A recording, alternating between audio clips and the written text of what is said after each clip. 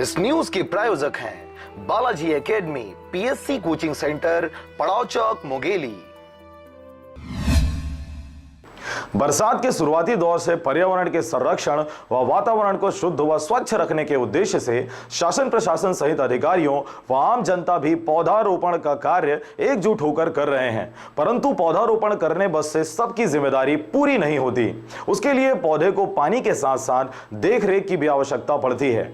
मुंगेली नगर पालिका भी पिछले वर्ष सड़कों पर बने डिवाइडरों पर पौधारोपण किया था, जो अब कुछ जगहों पर लग तो चुके हैं, पर उन पौधों पर मवेशियों का खतरा हमेशा बना रहता है और उन पौधों के ज्यादा बड़े हो जाने की वजह से रास्ते पर चलने वाले राहगीरों के लिए परेशानियों का कारण बना हुआ है।